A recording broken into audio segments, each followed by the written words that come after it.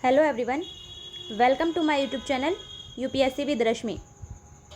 UPSC 2024 prelims exam के लिए vision IAS का जो पॉलिटी का टेस्ट है उसका आज हमारा टेस्ट नंबर 2 है, यानी पार्ट नंबर 2 है। कल 15 क्वेश्चन तक हम डिस्कस कर चुके थे, आज उससे आगे देखते हैं। तो शुरू करते हैं आज का वीडियो। अगर आपने पहला पार्ट नहीं देखा है तो आप देख सकते हैं। क्वेश्चन नंबर 16 है आज का हमारा। किसी धर्म की अभिवृद्धि के लिए कराधान से मुक्ति के संदर्भ में निम्नलिखित कथनों पर विचार कीजिए। कथन नंबर 1 है, यानी किसी धर्म की अभिवृद्धि के लिए कराधान से क्या मुक्ति है, जो कराधान से मुक्ति के बारे में प्रावधान किए गए हैं, हमें बताना है कि इनमें से कौन से कथन सही हैं। कथन नंबर 1 है, राज्य कर के रूप में संग्रहित धन को किसी विशिष्ट धर्म की अभिवृद्धि के लिए व्यय नहीं कर सकता है। तो कथन नंबर 1 हमारा बिल्कुल सही है। आर्टिकल 27 के अनुसार राज्य कर के रूप में संग्रहित धन को किसी विशिष्ट धर्म की अभिवृद्धि के लिए व्यय नहीं कर सकता है। ऐसा इसलिए किया गया है ताकि राज्य सभी धर्मों को समान आश्रय प्रदान करे। और कथन नंबर 2 है, यह व्यवस्था धार्मिक संस्थानों के धर्मनिरपेक्ष प्रशासन को नियंत्रित करने के लिए कर और शुल्क लगाने पर रोक लगाती है। तो ये कथन हमारा गलत है, क्योंकि यह व्यवस्था धार्मिक संस्थानों के धर्मनिरपेक्ष प्रशासन को नियंत्रित करने के लिए कर लगाने पर तो रोक लगाती है, लेकिन शुल्क लगाने पर किसी रोक का प्रावधान नहीं है, इसलिए ये कथन हमारा गलत है। हमारा सही आंसर होगा केवल कथन 1 सही है, यानी ऑप्शन नंबर ए हमारा सही आंसर है। नेक्स्ट क्वेश्चन देखते हैं।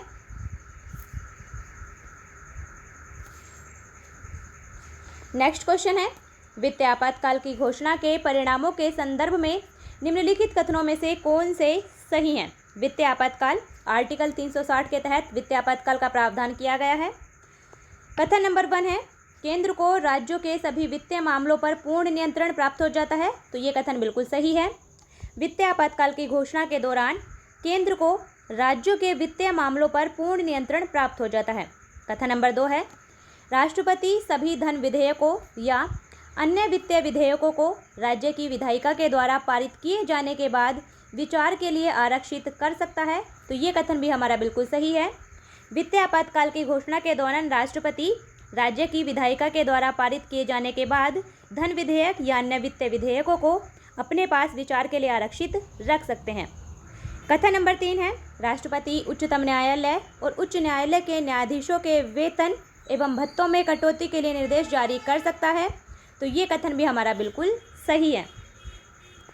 वित्तीय आपातकाल की घोषणा के दौरान राष्ट्रपति उच्चतम न्यायालय या उच्च न्यायालय के न्यायाधीशों के वेतन और भत्तों में कटौती के लिए निर्देश जारी कर सकते हैं। हमारा सही आंसर होगा, तीनों ही कथन बिल्कुल सही हैं, यानी ऑप्शन नंबर डी हमारा सही आंसर है। Next question.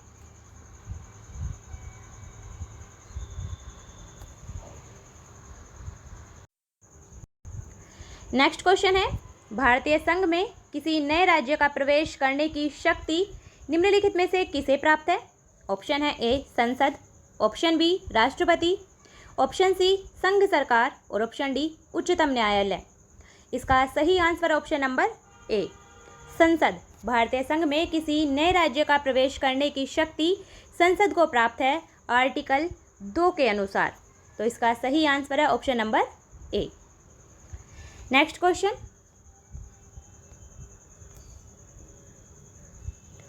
निम्नलिखित में से कौन से संसदीय लोकतंत्र के लाभ हैं। नंबर 1 है उत्तरदायी सरकार। तो बिल्कुल ये संसदीय लोकतंत्र का लाभ है। संसदीय लोकतंत्र के कारण उत्तरदायी सरकार की स्थापना होती है। नंबर 2 है व्यापक प्रतिनिधित्व, ये भी संसदीय लोकतंत्र का लाभ है। नंबर 3 है शक्तियों का कठोर पृथक्करण, ये संसदीय लोकतंत्र का लाभ नहीं है।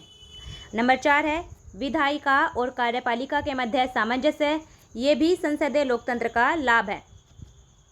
अगर कोई आपसे एक शब्द में पूछे कि संसदीय लोकतंत्र का सबसे महत्वपूर्ण लाभ है वो कौन सा है, तो वो है उत्तरदायी सरकार की स्थापना। उसके बाद विधायिका और कार्यपालिका के मध्य सामंजस्य। तो ये नंबर 1, नंबर 2 और नंबर 4 संसदीय लोकतंत्र के लाभ हैं, इसलिए हमारा सही आंसर होगा ऑप्शन नंबर डी। 1, 2 और 4 सही हैं, यानी सही answer option number D. Next question.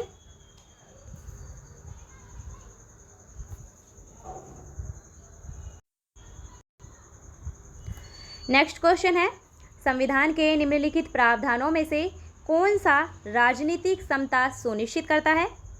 Option है ए, यानी कथन नंबर 1 है, एक, वयस्क मताधिकार पर आधारित निर्वाचन। तो ये राजनीतिक समता को सुनिश्चित करता है, बिल्कुल सही है। वयस्क मताधिकार पर आधारित निर्वाचन, आर्टिकल 326 में इसका वर्णन किया गया है। नंबर 2 है उपाधियों का अंत, आर्टिकल 18 में इसका वर्णन है, लेकिन ये राजनीतिक समता को सुनिश्चित नहीं करता है। नंबर 3 है निर्वाचक नामावली में शामिल किए जाने के लिए धर्म, वंश, जाति या लिंग अपात्रता के आधार नहीं है। तो ये कथन भी हमारा बिल्कुल सही है, ये भी राजनीतिक समता को सुनिश्चित करता है और इसका वर्णन किया गया है भारतीय संविधान के आर्टिकल 325 में, ये भी आपको ध्यान रखना है। इसलिए हमारा सही आंसर होगा 1 और 3 सही हैं, यानी ऑप्शन नंबर ए हमारा सही आंसर है। वयस्क मताधिकार पर आधारित निर्वाचन और निर्वाचक नामावली में शामिल किए जाने के लिए किसी भी व्यक्ति को धर्म, वंश, लिंग या जाति के आधार पर अपात्र घोषित नहीं किया जाएगा। ये दोनों ही प्रावधान भारतीय संविधान में राजनीतिक समता को सुनिश्चित करते हैं, इसलिए इसका सही आंसर है option number A. Next question,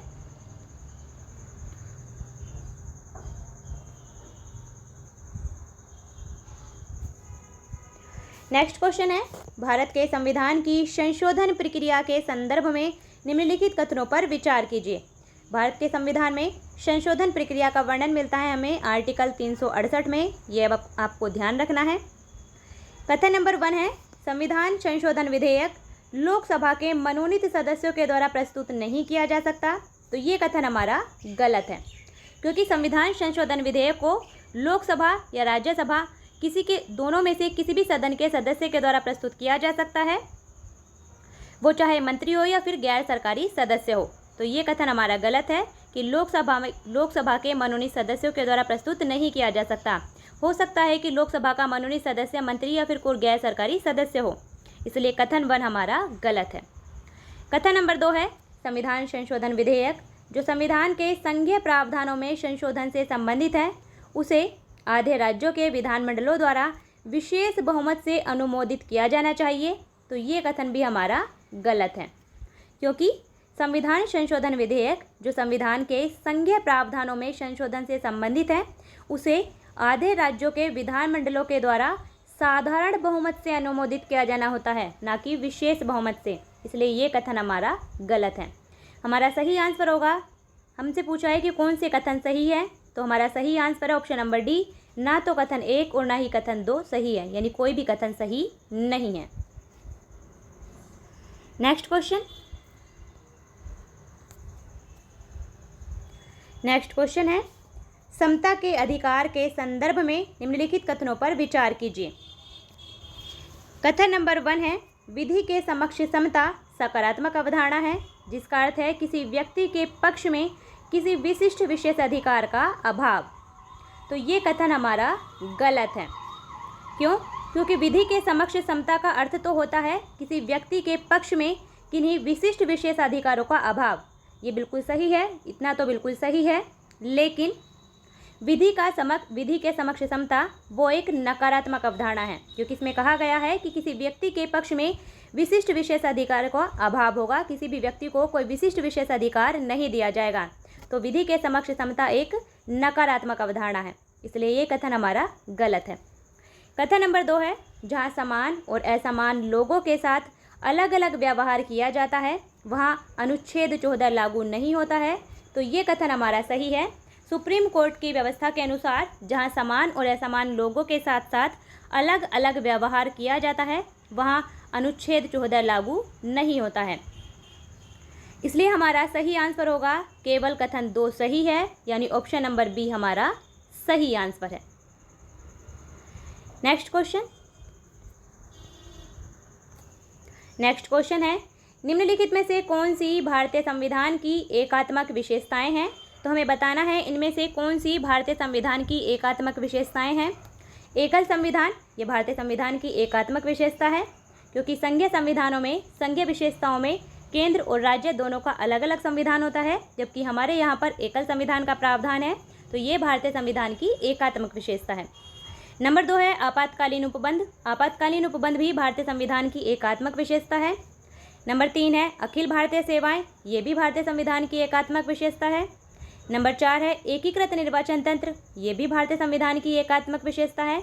और नंबर 5 है राज्यपाल की नियुक्ति, ये भी भारतीय संविधान की एकात्मक विशेषताएं हैं। तो हमारा सही आंसर होगा 1, 2, 3, 4 और 5 सभी, यानी सभी ये एकात्मक संविधान की विशेषताएं हैं। हमारा सही आंसर है option number D.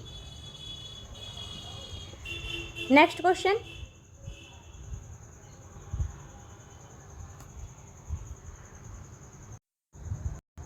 Next question है निम्नलिखित में से कौन से अधिकार के माध्यम से अस्पृश्यता का उन्मूलन किया गया है और उसके आचरण के निषिद्ध को एक मूल अधिकार के रूप में स्थापित किया गया है।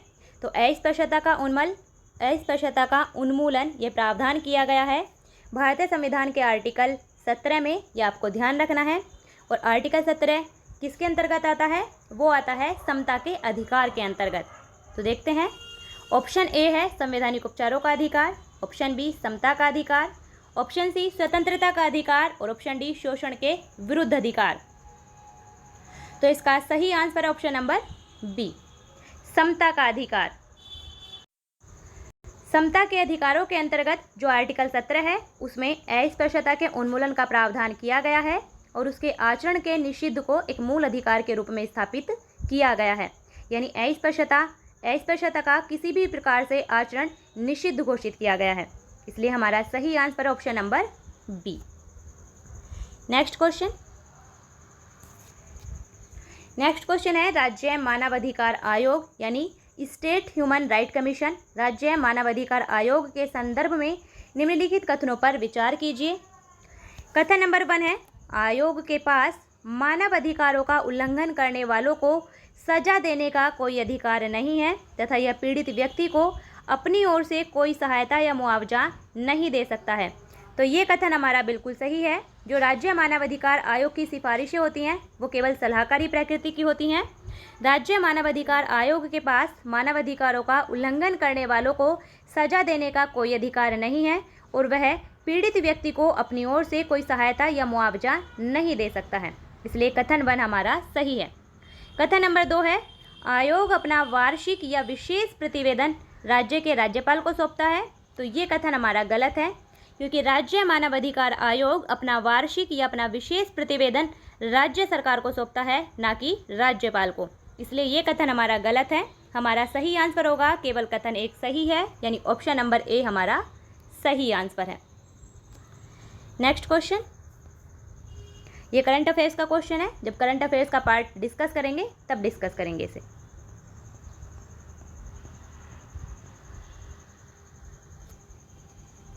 नेक्स्ट क्वेश्चन है भारतीय संविधान के अनुच्छेद 358 और अनुच्छेद 359 निम्नलिखित में से किस स्थिति से संबंधित हैं?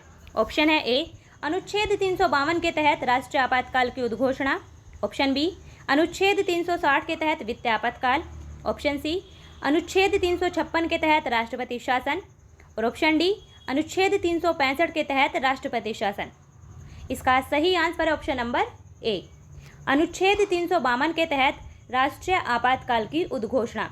जो भारतीय संविधान के अनुच्छेद 358 और 359 हैं वो अनुच्छेद 352 के तहत राष्ट्रीय आपातकाल की उद्घोषणा से संबंधित हैं। जब आर्टिकल 352 के तहत राष्ट्रीय आपातकाल की घोषणा की जाती है तो आर्टिकल 358 के तहत आर्टिकल 19 स्वतः निलंबित हो जाता है जो मूल अधिकारों से संबंधित है, और आर्टिकल 359 के तहत आर्टिकल 20 और 21 के द्वारा प्रदत्त मूल अधिकारों को छोड़कर अन्य मूल अधिकारों के निलंबन का अधिकार राष्ट्रपति को दिया गया है। इसलिए हमारा सही आंसर है option number A. Next question, ये करंट अफेयर्स का क्वेश्चन है।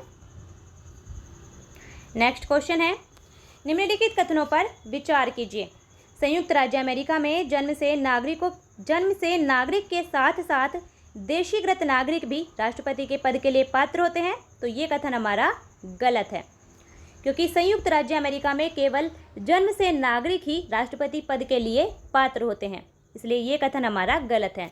कथन नंबर 2 है भारत में केवल जन्म से नागरिक ही राष्ट्रपति के पद के लिए पात्र होता है, न कि देशीकृत नागरिक। ये कथन भी हमारा गलत है।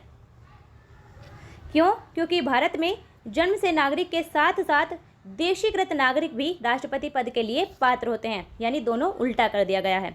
तो हमारा सही आंसर होगा, हमसे पूछा गया है कि कौन सा सही नहीं है, तो हमारा सही आंसर है ऑप्शन नंबर सी, 1 और 2 दोनों ही सही नहीं है, यानी ऑप्शन नंबर सी हमारा सही आंसर है। नेक्स्ट क्वेश्चन देखते हैं। नेक्स्ट क्वेश्चन है, भारतीय संविधान के संदर्भ में मूल कर्तव्यों से संबंधित निम्नलिखित कथनों पर विचार कीजिए। कथन नंबर 1 है, मूल कर्तव्य केवल भारतीय नागरिकों तक ही सीमित है। तो ये कथन हमारा बिल्कुल सही है। जहां मूल अधिकार भारतीय नागरिक और विदेशी दोनों को दिए गए हैं, जिनमें से कुछ मूल अधिकार भारतीय नागरिक और विदेशियों दोनों को प्रदान किए गए हैं, वहीं मूल कर्तव्य केवल भारतीय नागरिकों तक ही सीमित है, यानी मूल कर्तव्य केवल भारतीय नागरिकों को ही प्रदान किए गए हैं। इसलिए कथन 1 हमारा बिल्कुल सही है। कथन नंबर 2 है, संविधान उनके उल्लंघन के विरुद्ध किसी भी कानूनी प्रतिबंध का प्रावधान नहीं करता है। तो ये कथन भी हमारा बिल्कुल सही है। मूल अधिकारों की जो प्रवृत्ति है वो गैर न्यायोचित है, यानी उनके उल्लंघन होने पर उनके विरुद्ध कोई भी कानूनी प्रावधान नहीं किया गया है। तो कथन 2 भी हमारा बिल्कुल सही है कि संविधान उनके उल्लंघन के विरुद्ध किसी भी कानूनी प्रतिबंध का प्रावधान नहीं करता है। हमारा सही आंसर होगा कथन 1 और 2 दोनों ही कथन बिल्कुल सही है, यानी ऑप्शन नंबर सी हमारा सही आंसर है। तो आज के लिए इतना ही। ये था हमारा आज का वीडियो, जिसमें हमने पॉलिटी से रिलेटेड कुछ क्वेश्चन फिर डिस्कस किए हैं। अगर आपने पहला पार्ट नहीं देखा है तो देख लीजिए, अच्छे से रिवाइज़ कीजिए, अच्छे से पढ़िए। अगर आपका जो भी डाउट हो, जो भी आपको क्वेश्चन हो, आप कमेंट बॉक्स में लिख सकते हैं। फिर मिलते हैं नेक्स्ट वीडियो में, तब तक के लिए बेस्ट ऑफ लक।